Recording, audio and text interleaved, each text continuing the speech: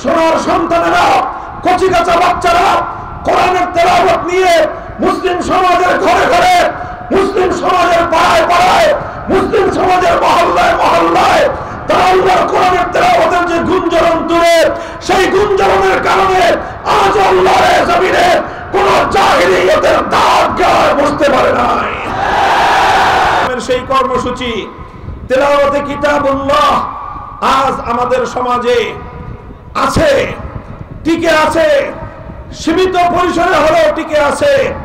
সেটা টিকে আছে আমাদের এই মাদারেসে কওমিয়ার মক্তব এবং হেফজখানাগুলোর মাধ্যমে। এই মক্তব এবং হেফজখানাগুলো থেকে মুসলমানদের সন্তানদেরকে আল্লাহর কোরআনের বিশুদ্ধ তেলাওয়াত, শুধু তেলাওয়াত শুদ্ধ করে তাদেরকে শিক্ষা দেওয়া হয়। আর আমাদের এই সোনার সন্তানেরা, কচিকাঁচা বাচ্চারা কোরআনের তেলাওয়াত নিয়ে মুসলিম সমাজের ঘরে ঘরে, মুসলিম সমাজের পাড়ায় পাড়ায়, মুসলিম সমাজের মহল্লায় মহল্লায় তারা আল্লাহর কোরআনের তেলাওয়াতের যে গুঞ্জরণ তুলে, সেই গুঞ্জরণের কারণে আজ আল্লাহর জমিনে কোন জাহিলিয়তের দাগ গায়ে বসতে পারে নাই। এজন্য তারা বারবার চেষ্টা করে, বারবার তারা চেষ্টা করে কোরআনের তেলাওয়াতের এই দুর্গগুলোকে উপড়ে ফেলতে। তারা এই মক্তব হেফজখানাগুলোর উপর নানা রকম বৈষম্যের নীতি চাপিয়ে এই মেহনতের ধারাকে বন্ধ করে দিতে চায়। এটা চেয়েছিল ব্রিটিশ সাম্রাজ্যবাদী শক্তি, এটা চেয়েছে সমস্ত জাহিলিয়াতের ধারক বাহক শক্তিগুলো নানা কৌশলে, নানা ষড়যন্ত্রের মধ্যে দিয়ে মক্তব, হিফজ, কোরআনের এই শিক্ষা ব্যবস্থাকে সংকুচিত করে দেওয়ার পায়তারা চালিয়েছে। কথা বলেন ঠিক না ঠিক?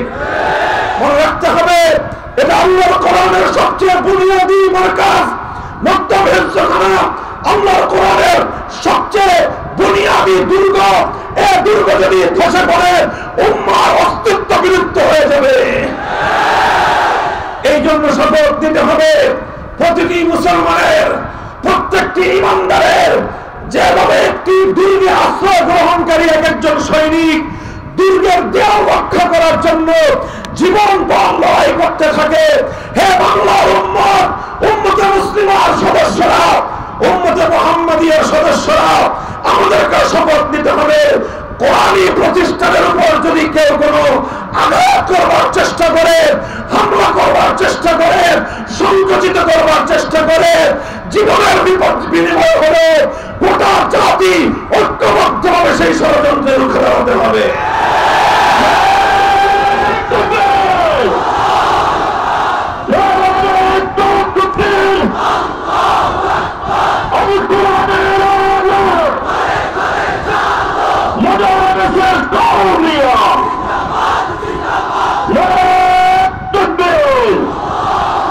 আমি আজ 5ই আগস্টের ঐতিহাসিক বিপ্লব পরবর্তী এই স্বাধীন বাংলার মাটিতে দাঁড়িয়ে আরেক ধাপ এগিয়ে কথা বলতে চাই।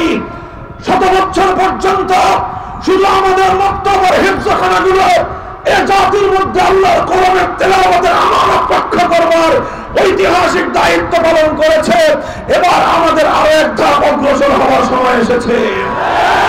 5ই আগস্ট পরবর্তী এই বাংলার মাটিতে যতগুলো রাষ্ট্রীয় ব্যবস্থাপনায় স্কুল শিক্ষা ব্যবস্থা রয়েছে, সেই স্কুলগুলোর প্রাইমারি স্কুলগুলোতে যেখানে মুসলমানদের সন্তানরাই 90% থেকে 95% পড়াশোনা করে, যে স্কুলগুলোর খরচ 90% মুসলমানদের ট্যাক্সের পয়সা দিয়ে জোগানো হয়, যে স্কুলের শিক্ষক শিক্ষিকাদের বেতন আমাদের ট্যাক্সের পয়সায় জোগানো হয়, যে স্কুলের পাঠ্যপুস্তক আমাদের ট্যাক্সের পয়সায় ছাপানো হয়, যে স্কুলগুলোর ঘর দালান আমাদের ট্যাক্সের পয়সা দিয়ে যোগান দেওয়া হয়।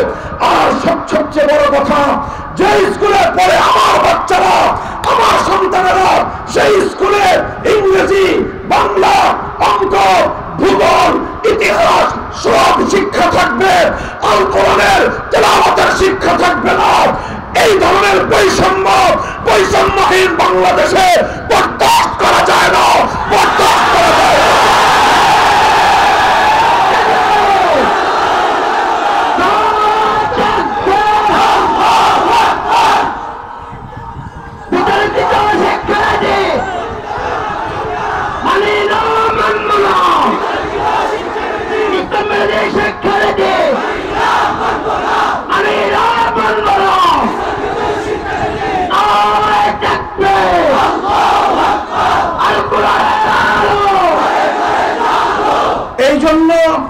এটা আজ আমাদের গণদাবিতে পরিণত করতে হবে।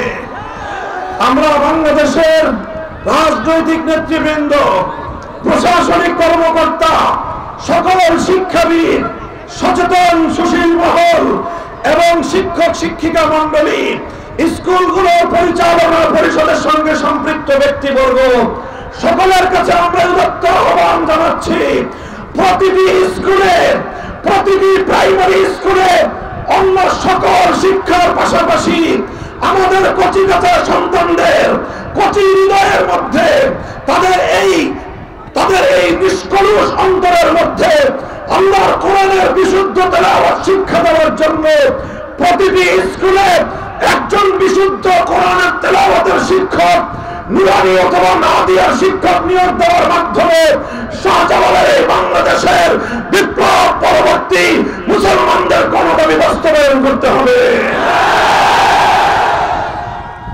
মুহতারাম হাজিরিন, এটা আমরা বলছি আজ, এই বলা শুরু করলাম, আমরা একটা একটা করে কথা উত্থাপন করছি, আর এভাবে আমরা লক্ষ্য করব, পর্যবেক্ষণ করব আমাদের কথাগুলো এই রাষ্ট্র ব্যবস্থা কতটুকু গুরুত্বের সঙ্গে পরিপালন করার উদ্যোগ গ্রহণ করে, সেটা পর্যবেক্ষণ করে আমরা আমাদের পরবর্তী পদক্ষেপ আমরা নির্ধারণ করবো ইনশাআল্লাহ। এটা ছিল প্রথম দফা কর্মসূচি। আল্লাহর পয়গম্বর বিশ্বনবী মুহাম্মদুর রাসূলুল্লাহ সাল্লাল্লাহু আলাইহি ওয়াসাল্লাম আল্লাহ পাকের মহাগ্রন্থ, মানবতার মুক্তির গ্রন্থ আল কোরআনুল কারীমকে কেন্দ্র করে নবী আকরাম সাল্লাল্লাহু আলাইহি ওয়াসাল্লাম প্রথম যে দায়িত্ব এবং কর্মসূচি পালন করেছেন সেটা হলো ইয়াতলু আলাইহিম আয়াতিহি তিলাওয়াতে কিতাবুল্লাহ।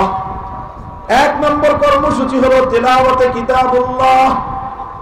এরপরে আসেন দুই নম্বর কর্মসূচি, আল্লাহর পয়গম্বর মুহাম্মদ আরবি সাল্লাল্লাহু আলাইহি ওয়াসাল্লাম যেটা আল্লাহর কোরআনকে কেন্দ্র করে পালন করেছেন সেটা হলো ওয়ায়ুআল্লিমুহুমুল কিতাব।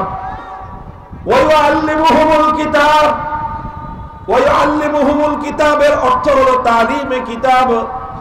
এক নম্বর কর্মসূচি ছিল তেলাওয়াতে কিতাব, দুই নম্বর কর্মসূচি হলো তালিমে কিতাব। মনে থাকবে? এক নম্বর কর্মসূচি তেলাওয়াতে কিতাবুল্লাহ, দুই নম্বর কর্মসূচি হলো তালিমে কিতাবুল্লাহ। দুই নম্বর কর্মসূচি কি? তালিমে কিতাবুল্লাহর অর্থ হলো যেই কোরআনকে তুমি তেলাওয়াত করলা, যেই কোরআনের তেলাওয়াতকে তুমি কর্ণকুহরে গুঞ্জরিত করে হৃদয়ের মণিকোঠায় জাহিলিয়াত এবং অন্ধকার দূরীভূত করবার জন্য তুমি গ্রথিত করলা, এবার তুমি সেই কোরআনের প্রতি আরো মনোযোগী হও। শুধুমাত্র কোরআনের তেলাওয়াতের মধ্যেই যেন তোমার দায়িত্ব ক্ষান্ত না হয়।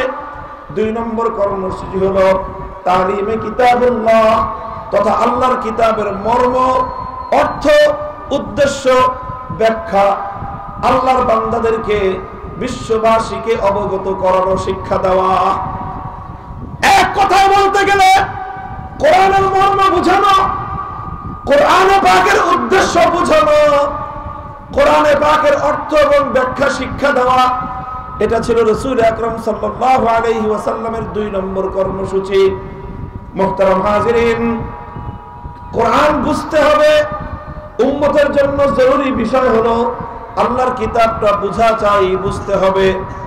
আলহামদুলিল্লাহ সুম্মা আলহামদুলিল্লাহ, এই উপমহাদেশের মাদারেসগুলো তালিমে কিতাবুল্লাহর জন্য 1-2 বছর নয়, 10 বছরের একটা বিশাল পাঠ্যসূচি নির্ধারণ করেছে। এই 10 বছরের পাঠ্যসূচির মূল উদ্দেশ্যই হলো তালিমে কিতাবুল্লাহ, যেন মুসলমানের সন্তানেরা আল্লাহর কিতাবের মর্ম বুঝতে পারে, আল্লাহর কিতাবের অর্থ এবং উদ্দেশ্য যেন বুঝতে পারে। উদ্দেশ্য বুঝে তারা যেন এই জাতিকে বোঝাতে পারে, এই জাতিকে যেন তারা সতর্ক করতে পারে। প্রতিটি মানুষের মনে মনে, প্রতিটি মানুষের কানে কানে যেন তারা আল্লাহর কোরআনে পাকের পয়গামগুলো তারা পৌঁছে দিতে পারে। মক্তবের 2 বছর, হেফজখানার 3 বছর, 5 বছরের সিলেবাস তেলাওয়াতে কিতাবুল্লাহর জন্য। এরপরে ইবতিদায়ী থেকে মারহালাতুত তাকমিল পর্যন্ত 10 বছরের নিসাব পাঠ্যসূচি হলো তালিমে কিতাবুল্লাহর জন্য, অর্থাৎ আল্লাহর কিতাবকে, আল্লাহর কিতাবের মর্ম এবং তার অর্থ নিজেরা বুঝে জাতিকে বোঝানোর জন্য। বলেন কথা ঠিক না বেঠিক?